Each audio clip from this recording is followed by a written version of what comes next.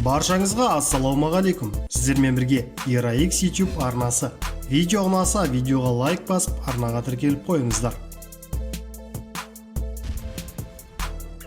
Геннадий Головкиннің келесі қарсыласы кім болатыны анықталды. Жекпе-жектің уақыты да белгілі.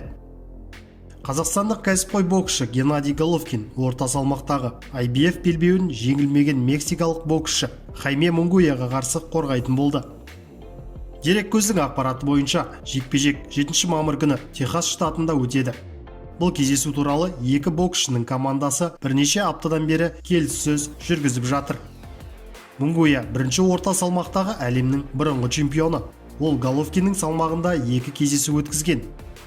Тарқатып айтсақ, Мунгуя ирландиялық Гэри Салливанды, кейін Багам аралдарының өкілі Туриана Джонсонды жеңген.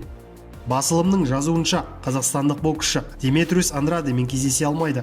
Себебі америкалық боксшы алдағы уақытта міндетті қарсыласы Лиам Уильямсқа қарсы кездесу өткізеді.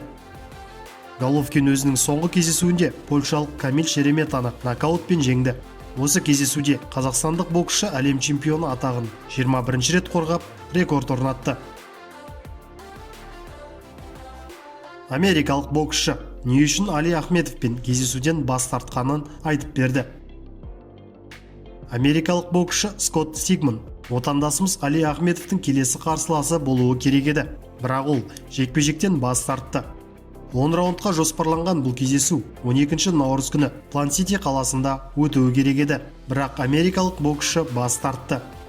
Мен негізі Ахмедовпен кездескім келді. Біз жақсы айқас көрсететін едік, бірақ оның промоутері маған өте аз ақша ұсынды. Осыдан кейін промоутерлік Ахмедовке сенбейді ме деп ойладым. Олар маған соңғы рет ақпанның ортасында хабарласты. Енді бокс рекске қарамай қойыңыздар, біздің жекпе-жегіміз өтпейді, деді Сигман. Бұл кездесу Ахмедов үшін 2021 жылдағы бірінші жекпе-жек болуы керек еді. Отандасымыз соңғы рет жекпе-жегін өткен жылдың желтоқсан айында өткізіп, IBF белбеуі үшін кездесуде эквадорлық Карлос Кангурадан жеңіліп қалды.